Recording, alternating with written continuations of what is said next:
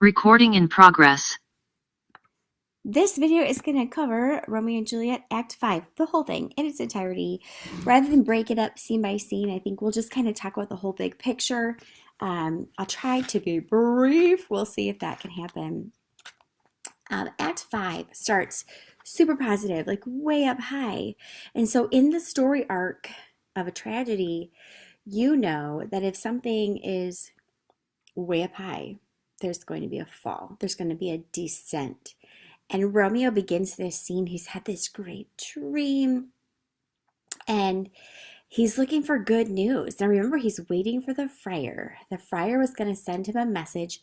Here's the plan. This is what we're going to do. Romeo has no idea that Juliet is considered dead in the Capulet tomb.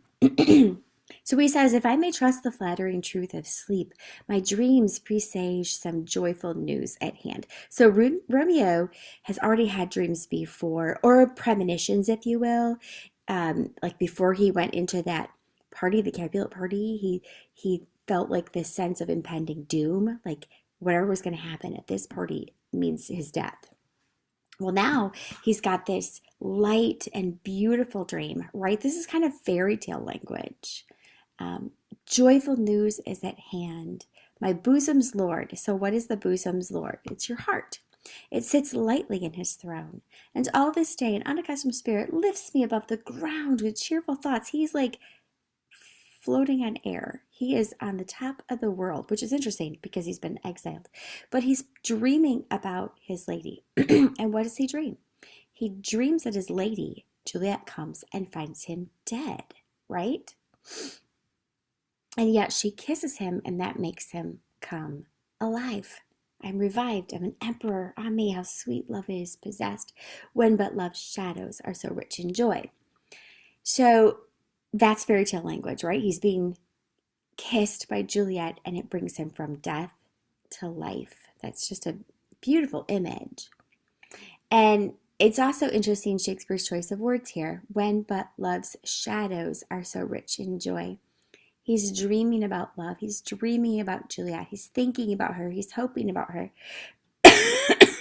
And that brings him great joy. And that's just the shadow of love. She's not there. So this is kind of an if only, right? If only the friar, his message had made it in time to Romeo.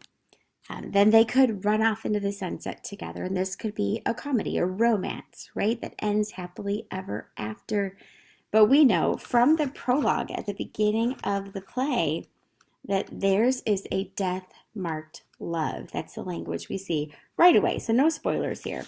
The fearful passage of their death-marked love. That's kind of the focus of the 2 hours passage of the play on stage. So that is the beginning of scene 1. And then in comes his servant, Balthasar.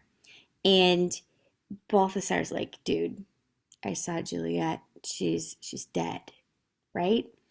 And Romeo instantly, and it's kind of true, right? Like from the outside, it looks like she is dead. Everybody believes the friar's plan. This is not that different from What You Do About Nothing. When the friar says, hey, heroes, you've been slandered. Why don't you pretend you're dead? And then everyone will realize their mistake, that you were truly a virtuous woman. We'll have time to kind of talk to Claudio and the prince and figure this out. Well, and that ends happily. It could work, right? But the friar's message never gets to Romeo. And so when Romeo hears this news, make sure you just read his language instantly. He has decided what he is going to do. I feel so sad for him. Like line 31. Has someone letters for me from the friar? He's been waiting, right? Poor guy. And we'll find out in a little bit as you continue to read why the friar's man never gets to Romeo. It's one of these just missed moments, like almost. It just, part of the plot.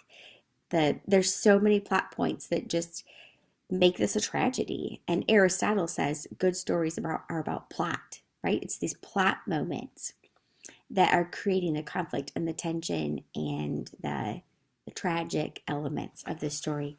So look what he says, line 33. Well, Juliet, I will lie with thee tonight. Let's see for means. How am I going to do this? He says. And he remembers that there is an apothecary. I don't know if I have a screen for this. Let me check. Yeah, he remembers that there's this apothecary that he passed on his way into Mantua. And he describes the guy that he was, he describes the shop. And so as you read, you're going to see description of what the shop looks like. You're going to see what this man was like. He was in extreme poverty. And an apothecary, right? He's going to have all these kinds of medicines and potions. And when he sees the apothecary, he asks for something that would bring death quickly.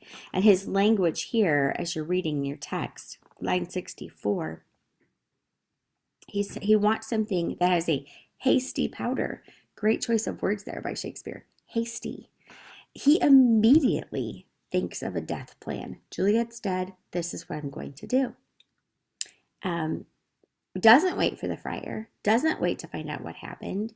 He is immediately going to go back to Verona to Juliet's tomb. And so he says he wants a hasty powder that doth hurry from the fatal cannon's womb. Again, we get that cannon imagery, right? A shot, powder, gunpowder, this quick, hasty decision and a quick, hasty death. Just tragic.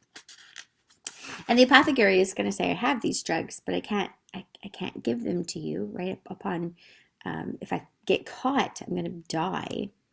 And Romeo says, art thou so bare and full of wretchedness and fear? You're afraid to die? You look near death already. Why? Why does he look near death? Well, Romeo's words are, famine is in thy cheeks. Need and oppression starveth in thy eyes. So he sees that the guy is just barely hanging on to life himself. He's so impoverished. The world is not your friend.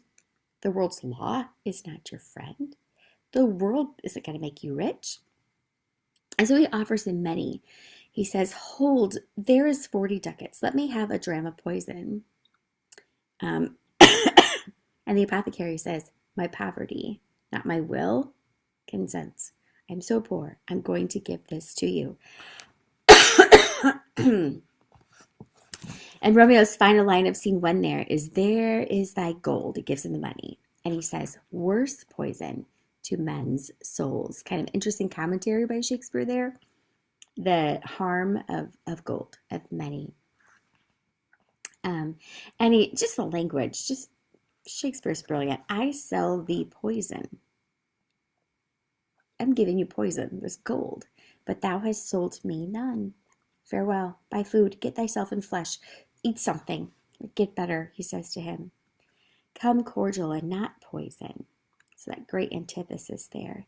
Go with me to Juliet's grave, for there I must use thee. That is scene 1. Very quick. It's very accessible. You should be able to understand everything that's happening there. Just kind of park a little bit at those images. I think especially that cannon. Like this is a moment of haste. There's so many if-onlys in this play. And then scene 2 is very quick. Let me look at my notes. I haven't looked here. Scene 2 is so short. So the Friar Lawrence has sent a fellow friar with a message, a letter to Romeo. And remember what Mercutio said when he was dying? A plague on both your houses. And this idea of plague is just hovering over the play. And sure enough, Friar John, as he's going to Mantua, visits a fellow friar who is taking care of the sick. Well, he becomes quarantined. He's in lockdown. He's barred from finding Romeo in Mantua. He can't go. He's stuck. He's been quarantined. So again, Aristotle says plot's the most important point in a story. This is a plot element that prevents Romeo from getting the news that Juliet this is a secret plot. She's not dead. Everybody in Verona thinks she is, but she's not. If he had just gotten that message, right? But he doesn't. This plot point is part of the tragedy. He doesn't get the news. in time. So the friar's like, the letter's not nice. That doesn't mean, I'll see where his language is there. That doesn't mean that it was a mean letter, right, or an unkind letter. What that means is this was not just like a trifle. This was serious. He needed to get this letter. It was urgent. So the friar's like, get me a crowbar. Where's he going? Juliet's tomb. So notice he's worried about Juliet, and he's gonna go get her and take her to his cell.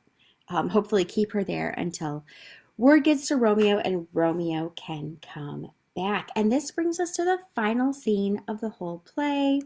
Now, again, I don't want to, there's not like spoilers. I mean, page 1, this is a death-marked love. You know what is going to happen.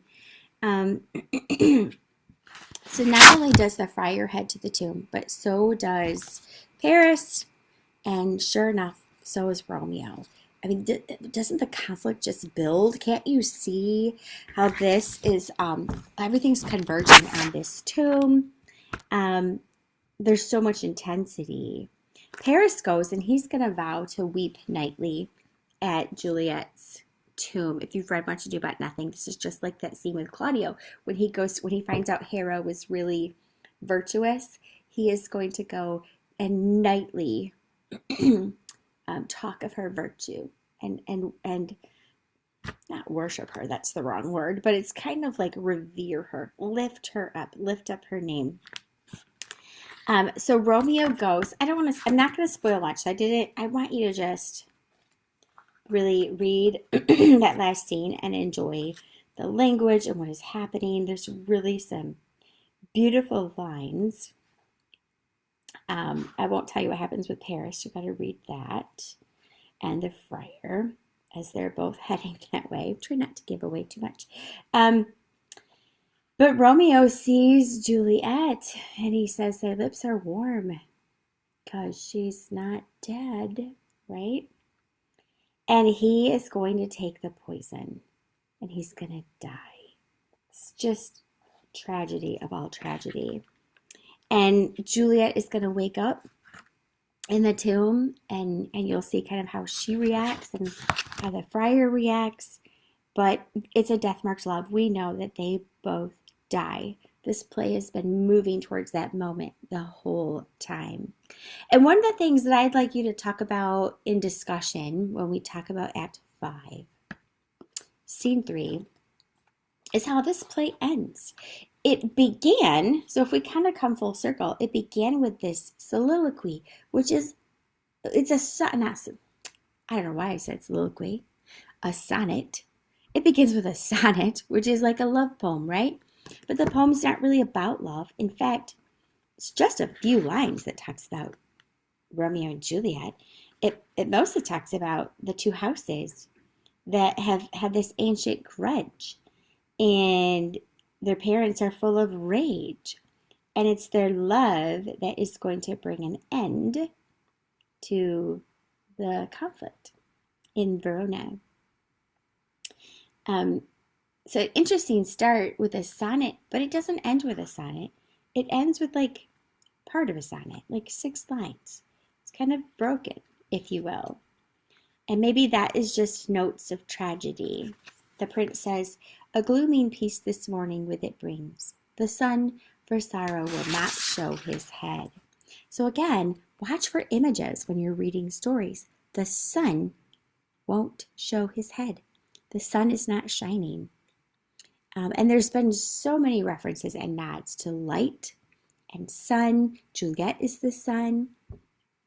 You get sun and moon talk going on in the play. Moon reflects the sun, right? There's all kinds of language here about light. The sun will not show his head. And the prince talks about pardoning and punishing. And then his last lines are just these beautiful lines. "For never was a story of more woe than this of Juliet and her Romeo." And I'm just kind of parking on that word her Romeo. And I feel like there's just this hint of that there was love here. There really was. And since the play began in community and it's ending kind of in community, like the prince, the parents of the Capulets, the Montagues, look at how Montague and Capulet respond in the end as you're reading scene 3. What do? They're going to shake hands. And a handshake, what does that signify? What does that mean? Is there restoration here? Is the feud going to end? And the sonnet certainly at the beginning of the play alludes to that it is the thing. This love is the thing that brings their hatred and their conflict to an end. Capulet says, "O brother Montague, give me thy hand. This is my daughter's jointure." So a jointure is like marriage settlement, especially if a woman is a widow, which Juliet was. Some interesting language there. And Montague says, "I will give you more. I will give you this. We will raise a statue in pure gold, that while Verona by that name is known, there shall no figure at such right be set as that of true and faithful Juliet." So we get this monument of gold at the end, and a statue, if you will. And think about that word statue and what all that kind of connotes, like what connotation is there about a statue. And then also the color gold. So gold is interesting here at the end. The color gold we associate with purified, with being refined. And is that what's happened to this community? Is that what is happening to these families? Just interesting images that Shakespeare gives us. So the prince says the sun will not show his head. There's darkness at the end, and there's tension, though, with this gold statue. What are these last words echoing for us? Certainly brokenness, woe, pain, but there's love there, right? Her Romeo, Juliet and her Romeo. So I hope you enjoy your reading of Act 5. It's very short, very brief, should not take you super long. What I would like you to do is look at the questions that are loaded in Google Classroom. Those will guide us in discussion, but you also have an assignment this week. Everybody has to come to class with one quote from the play.